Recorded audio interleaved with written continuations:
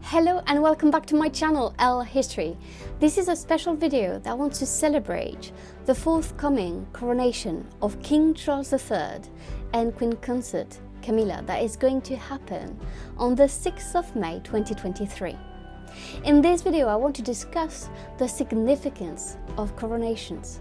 I also want to discuss what we can expect during the day.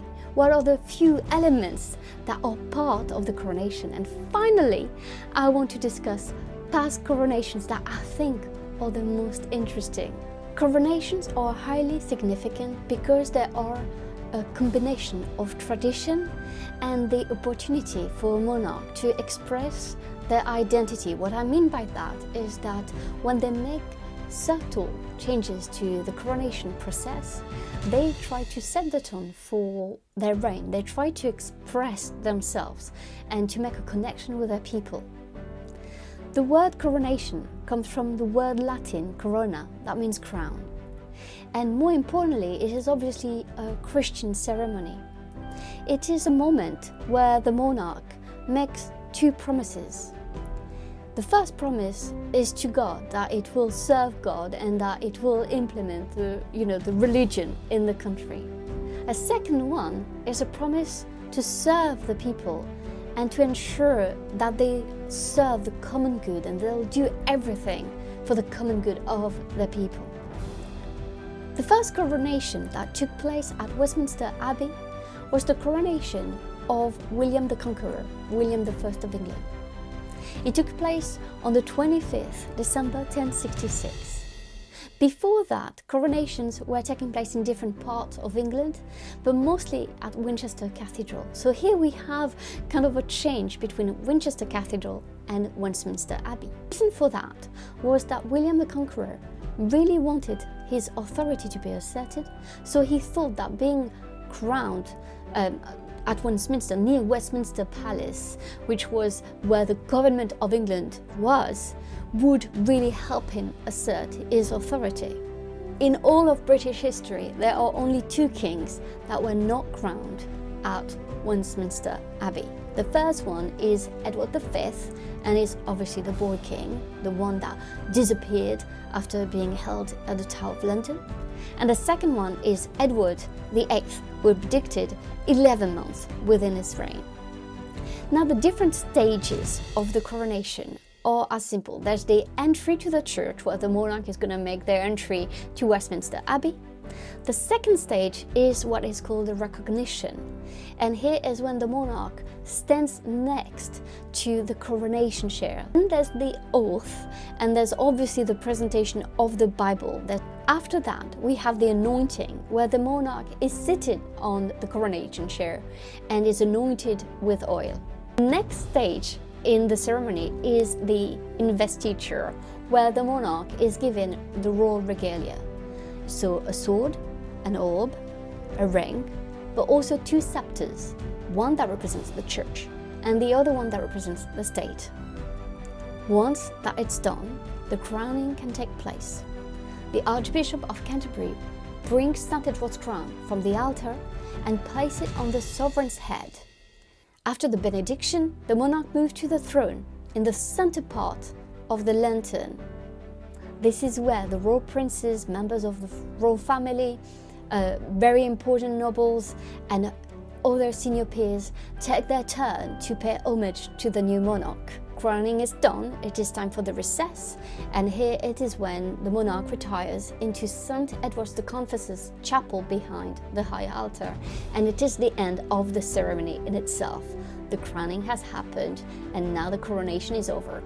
But when I say it's over, it's actually the start of the celebrations, of big celebrations all around London. It has always happened for, the past 900 plus years where monarchs have been crowned at Westminster Abbey. There are 5 past coronations that I would like to discuss with you now, because they are so fascinating, and the last one mostly because I think that is where we can almost anticipate Charles III's coronation. First one to discuss is the coronation of Mary I of England, because she was the first Queen Regnant to be crowned in Westminster Abbey.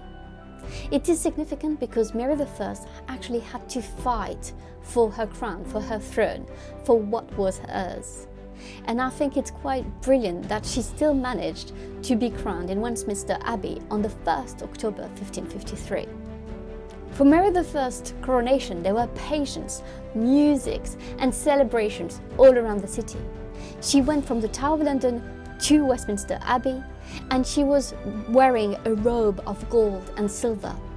The French ambassador at the time, Antonia, remembers the scene and expressed that she was absolutely magnificent. Never before had he seen such a beautiful coronation. The second coronation that I want to discuss with you, and it will not be a surprise if you follow me and if you know my work, is the one of Elizabeth I of England. But why am I so fascinated by Elizabeth I's coronation? Because I think it's quite a funny one. For first of all, she was not crowned by the Archbishop of Canterbury because the Archbishop of Canterbury had died on the 17th November 1558, the same day that Mary I of England died. So it was the Bishop of Carlisle who anointed and crowned Elizabeth. But obviously he was very upset because he was a very devout Catholic. He knew he was crowning a Protestant queen. What's also very funny is that during her coronation, Elizabeth made her identity quite clear. You know, I discussed at the beginning of my video that coronations were a part of tradition and identity, of novelty. And here it's exactly what we have with Elizabeth I. She really forced everyone to have the ceremony half in Latin and half in English.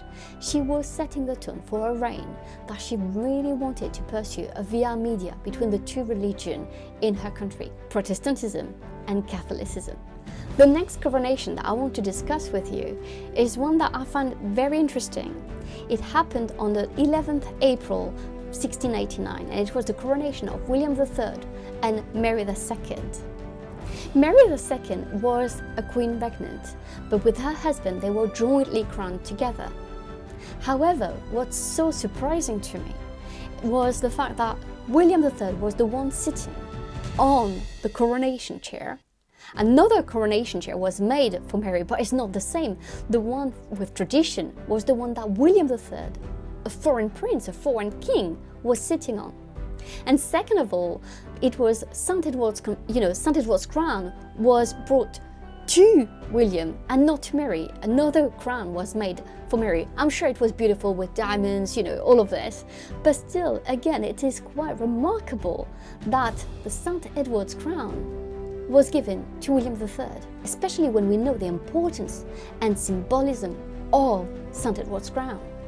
St. Edward's crown was created after Edward the Confessor, and from the 13th century to the 17th century, different versions of it quite happened. But in 1661, Charles II of British Isles made the crown that we know today. And the monarchs that were crowned with that crown was quite hard to say, was Charles II, obviously, because he was the one who made, who ordered this crown for himself. It was his brother, James II. It was William III, George V, George VI, and obviously Elizabeth II.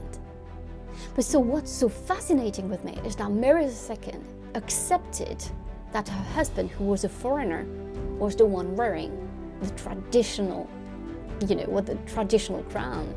The fact that Mary II let her husband to be crowned with a St. Edward's crown, and she let him sit on the coronation chair, in many ways we can say that she helped him, assert his authority. But she also kind of gave him some of her power, and I find it very interesting. The fourth coronation that I find very fascinating, but because it's quite sad, is the coronation of Queen Anne. She was so unwell and unable to walk that the yeomen of the guard carried her to Westminster Abbey in an open chair under a canopy. I feel like it's quite sad because Anne did not have the coronation that she should have had. I think that, yes, of course, celebrations were happening, but she could not truly enjoy that day or that moment because of her illness. So I feel a bit sad for Anne, as I really love this queen. She's so strong, she's so powerful, she's so resilient, and I will definitely make a video on her for you. The last coronation that I want to discuss with you is the coronation of George VI and his wife, the Queen Mother as we know her, Elizabeth. What's so very interesting for me, and why I think it's so relevant for Charles III's coronation, is that I believe that Charles III is going to take some elements of his grandfather's coronation and of his mother's. Charles has decided to also be crowned with his wife, with his queen. And he's going to give her the title of Queen of England, not Queen Consort of England. So the exact same thing that George VI has done before him. Though what's very interesting is that for George VI and Elizabeth's coronation, the coronation of the Queen was much simpler and was like on the downside. The monarch was still really put at the forefront, so I'm really looking forward to see if Charles is going to change with tradition, if he's going to elevate Queen Camilla to his level, or if he's going to keep kind of a distance. So that is where I think we're going to have to pay attention to.